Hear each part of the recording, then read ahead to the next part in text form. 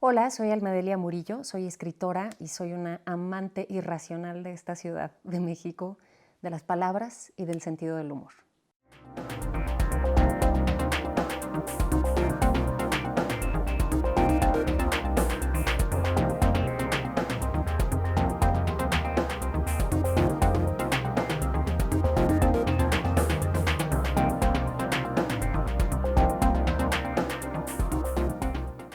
Almadelia Murillo, joven escritora mexicana, comenzó a escribir y publicó su primer libro de cuentos, Damas de Casa. Continuó con dos novelas, Las Noches Habitadas y la novela que ahora en particular vamos a tocar, que es El niño que fuimos. Voy a leer algunas críticas de Almadelia y de su obra que se han hecho. Alberto Ruiz Sánchez escribió: desde que comenzó su lucha pública con las palabras, descubrí en Almadelia la fuerza de una memoria reflexiva llena de ironía. Óscar de la Borbolla escribe: en la literatura mexicana hay voces desenfadadas, lúcidas, divertidas, subversivas, que cuidan el idioma, que iluminan. Para mí la voz de Almadelia es la trenza de todas esas voces. Almadelia Murillo, ¿cómo recuerdas cómo hablan los niños? Porque el inicio de esta novela pues es con la infancia y sabes utilizar muy bien su forma de hablar, su forma de pensar, como lo has estado un poco diciendo. Pero es por tu memoria, por lo que recuerdas, cómo se habla en la infancia, pues. Qué buena pregunta. Creo que sí, creo que la memoria, que en realidad es una gran mentirosa, pues la memoria te cuenta como te quiere contar algunas cosas, o uno recuerda lo que quiere recordar. Y también porque las palabras son tan poderosas en una edad tan formativa que se vuelven, o en mi caso por lo menos creo que se vuelven inolvidables, ¿no? Ahora hay un oficio también, ¿no? Hay una intención cuando estás escribiendo de imponerte una tarea de decir voy a narrar, a ver esto, cómo lo pensaba de niña, cómo lo piensan los niños. Y me gusta mucho un fragmentito de un poema de Dylan Thomas, que quizá conozcas, que dice algo como: han pasado muchos años y el pasar de muchos años tendría que dar cuenta de algún cambio. Sin embargo, la pelota que pateé cuando jugaba en el parque aún no ha tocado el piso. Sí. Y creo que es esa, si logras un poquito esa magia de que la pelota no toque el piso todavía, puedes conectar con esa voz infantil, ¿no? Nunca terminar algo, como las películas buenas, que yo digo buenas, que siempre te dejan abierto para que cada quien, de acuerdo con quién es, la lleve al final. Claro. O la deje siempre ir. Estoy totalmente de acuerdo contigo. Ayer leía el corto de un amigo que es guionista y le dije, lo que más me gusta es que no termina con un final contundente, sino ahí, ¿no? Como la vida. Claro. De alguna manera te ha influenciado un escritor por este tema, que han habido varios, uno de ellos Dickens. ¿Lo leías? Sí, claro. Claro. ¿Cuándo lo empezaste a leer? Pues yo siempre cuento que soy una lectora carroñera. Mi madre tuvo 8 hijos, yo soy la menor de estos 8 hermanos. Entonces, hay 7 arriba de mí, por lo cual digo que soy una sobreviviente, porque tú imagínate, ¿no? ¿Pero llegaron en cadena? Pues un año o 2 años después uno que el otro. Y entonces yo desde muy pequeña ahí iba pepenando Sí. lo que mis hermanos leían. Entonces empecé muy chiquita con lecturas que seguramente no eran para mi edad, pero digo que bueno que las leí, ¿no? Porque muy pronto aprendí a lidiar con emociones complejas, ¿no? Quizá emociones adultas. Entonces, de mis hermanos leí a Dickens. Imagínate tú que leí Los Hermanos Karamazov como a los 10 años. ¿Y que entendías algo? Seguro que entendí la tercera parte, ¿no? Pero había una emoción que hacía no soltar el libro. Me leí Chin Chin el Teporocho. Ese no lo conozco. De un tal Armando Ramírez, Literatura de la Onda. Ay, no lo leí. Y Shakespeare, por ahí andaba un todo Shakespeare de Aguilar, que pues venía y yo entré a la obra de Shakespeare muy chiquita, ¿no? Seguramente no entendía nada y a lo mejor por eso es que entendí más, ¿no? Desde esta aproximación más intuitiva, más infantil. Y sí, todas estas lecturas, El varón rampante de Italo Calvino. Es una maravilla. Es una maravilla. También en todos sus libros. Todos. Italo Calvino. Es uno de mis preferidos. También mío. Y lo conocí. Además. Ay, no me digas. Sí, bueno, con mi esposo, cuando estábamos en París, ahí eran amigos y lo conocí. ¡Qué maravilla! En fin, pero tú hablabas, continúa. No, pues digamos, esas son las primeras lecturas que puedo recordar. Y en la novela hay un personaje que se llama Oscar, sí, que es un gran lector. Lo que este niño hace es escaparse en las noches del dormitorio para entrar a la biblioteca.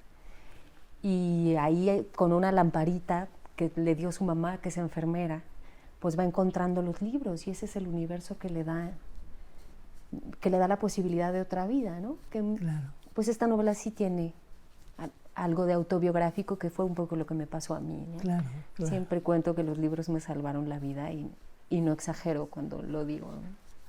¿Cuándo supiste que ibas a ser escritora? ¿Desde que estabas ya allí en el internado o después?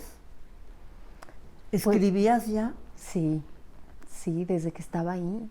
Me enseñó a escribir mi hermana. Tengo una hermana, de los muchos que tengo, una, sí, que me lleva 2 años y medio y es mi gran amiga, ¿no? Claro. Mi inseparable. Y ella me enseñó a leer.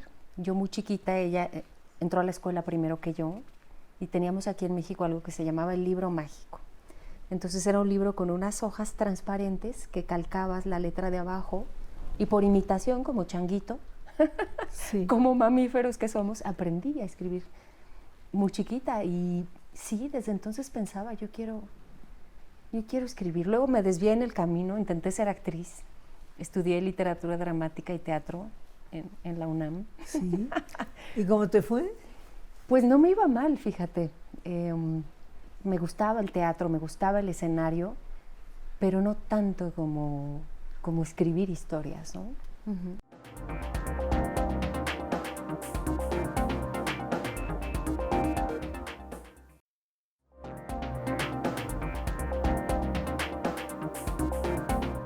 La Ciudad de México también es un gran personaje, pues por muchas razones, por su extensión, desde luego, pero ¿por qué la conoces o la conociste también? ¿Cómo la conociste? La Ciudad de México sin duda es otro de los personajes de la novela. Y me gusta mucho que lo digas porque contar la Ciudad de México desde la calle, de diferentes espacios en la calle, es increíble, es lo que la vuelve entrañable, ¿no? Esta ciudad es alucinante, es maravillosa y es horrible. Energética, como energética, ¿no? Se siente. Intensa. Absolutamente. Y para estos 3 niños, pues es como un gran útero de asfalto a la vez, ¿no? Es una gran madre. Y yo conozco muy bien la ciudad porque crecí, tengo una propia historia de sobrevivencia, como dije, de haber pasado, pues, de nacer en una familia, en un contexto de pobreza, y luego, pues, tener la fortuna de haber ido, ¿no? Llegando a otra situación de vida. Encontrando a lo que te pertenece. Claro. Y entonces he conocido la ciudad, he vivido en Santa María la Ribera, en Coyoacán, en Ecatepec, en Nezahualcóyotl, en Clavería, en Polanco, en la Colonia Condesa, ¿no? Sí. Lo estoy diciendo muy bien. Sí. Y por otro lado, porque yo creo que cuando escribes es muy importante andar en el transporte público, porque si no se te muere el oído. y dejas de saber cómo habla la gente, cómo, ¿sabes? Cómo se comunican sus historias. Dejas de encontrar estas frases maravillosas que solo en el metro, en la calle, en un taxi. Entonces la ciudad me gusta mucho porque es que también hay que salir a cazar historias, ¿no? Ahora que me hablas de la ciudad, ¿has leído a Carlos Fuentes, La región más transparente? Claro que he leído La región más transparente. Sí. Porque ahí hay mucho de lo que tú ahora has hablado. Sí, La región más transparente. Yo te lo tengo que decir, he sido una lectora de Carlos Fuentes. Ni siquiera puedo recordar cuándo empezó. No importa. Pero La región más transparente, recuerdo que fue como un deslumbramiento, ¿no?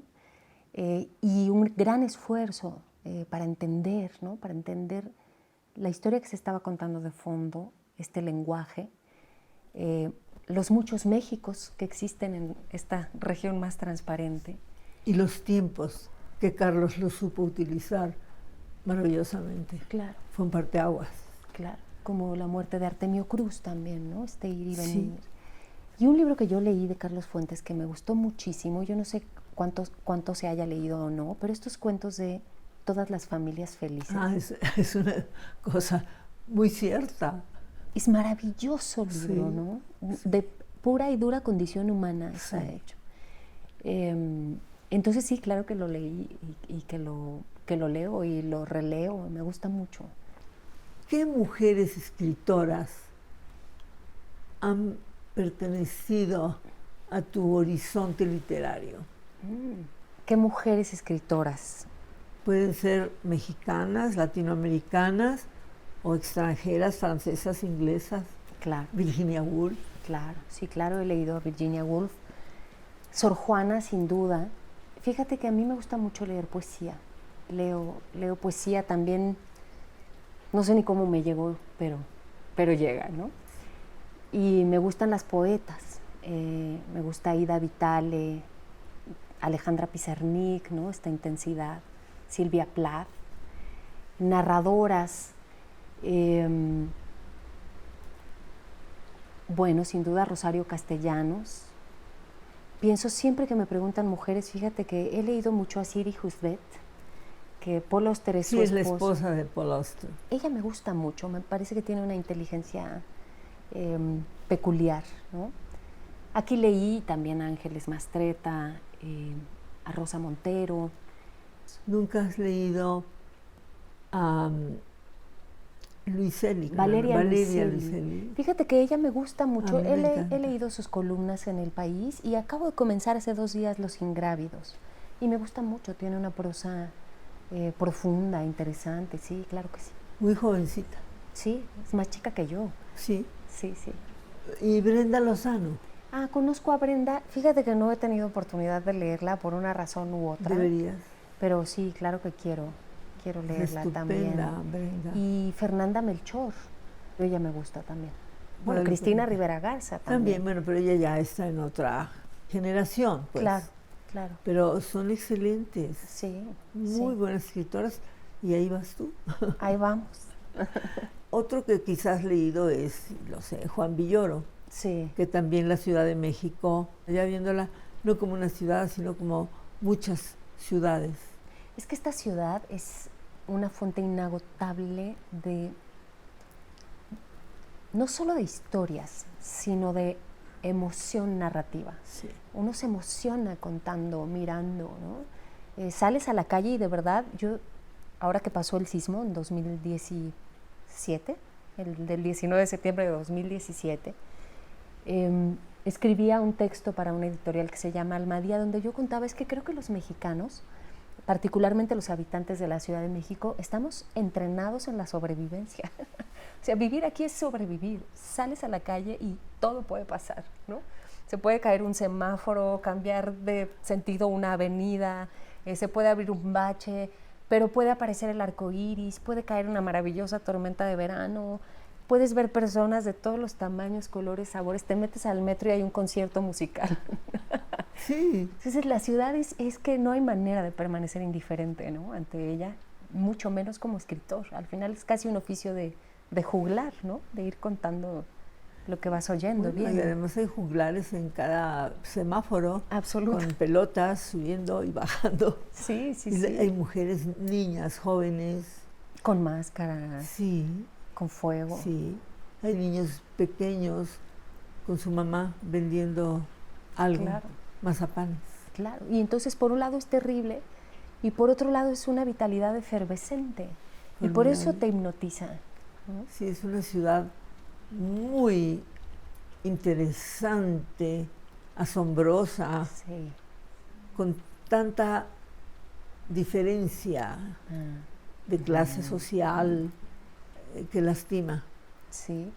Y que asombra, como bien dices. Creo que lo del asombro es lo que hace que no dejes de mirarla.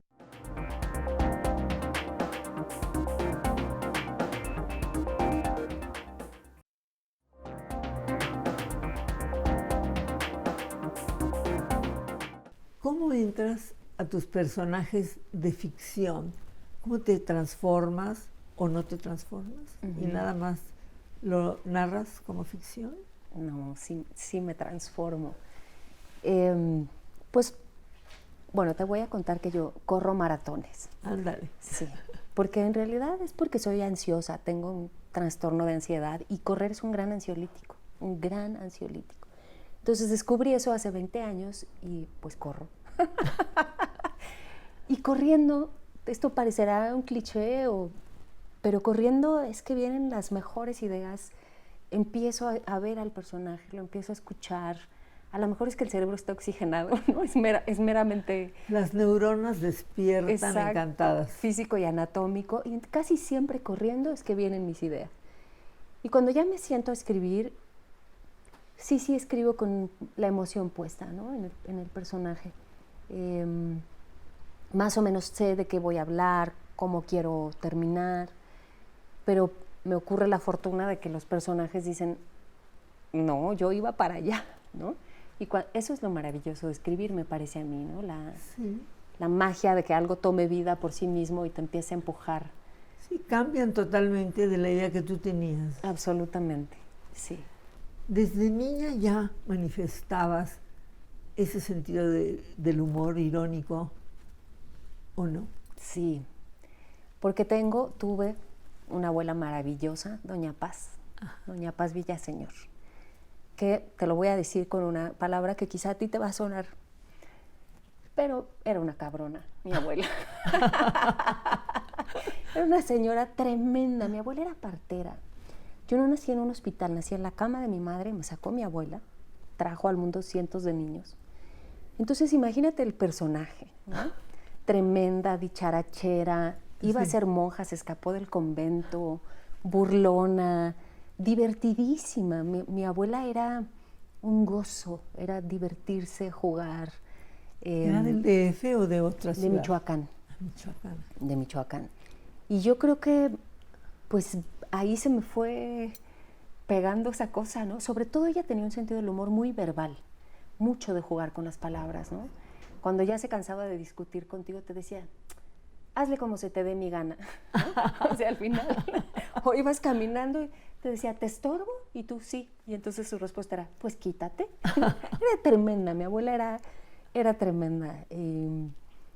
Y creo que ahí se alimentó esta cosa, ¿no? Mis hermanos y yo, la verdad es que jugamos mucho. Ahora somos ya todos unos señores de 40 para arriba. Y nuestras reuniones son bailar y cantar y reírnos como cachorros. Como que la alegría fue un componente importante. Pues qué importante. Sí, sí, te salva, ¿no? De muchas cosas. Sí. El título, Damas de Casa, con Z, te da una doble interpretación. Cuéntame. Sí, claro, hay un juego de palabras ahí. Damas de caza, pronunciaríamos, ¿no? Sí. Y era un juego de esto que acotabas cuando comenzamos, ¿no? Pasar de amas de casa a ser damas de casa, a ser cazadoras de todo, ¿no? No, de hombres sí, pero también de la vida, de una pasión, de una vocación. Y ese primer librito de cuentos, Damas de Casa, nació. Yo tomé un taller de escritura con Óscar de la Borbolla en el Péndulo Polanco. Y ahí empecé a escribir historias de estas mujeres y él me dijo, tú tendrías que asumir tu vocación y ponerte a escribir en serio. Ahí comenzó. Y pues aquí así estás, fue. escritora, así es, con un libro de cuentos y 2 fantásticas novelas. La otra novela, Las noches habitadas. Las noches habitadas. Allí alguien ha dicho que fue cuando te instalaste como una escritora hecha y derecha. Uh-huh. Y esto es mujeres e hijas, Uh-huh. vecinas, Sí. que realmente es un libro que nadie lo ha escrito de esa manera, ¿verdad? Sí, son 4 mujeres. Me refiero a en México. Sí, sí, insomnes. Estas 4 mujeres tienen insomnio. Y tienen, pues es que no poder dormir siempre es síntoma de un montón de cosas, ¿no?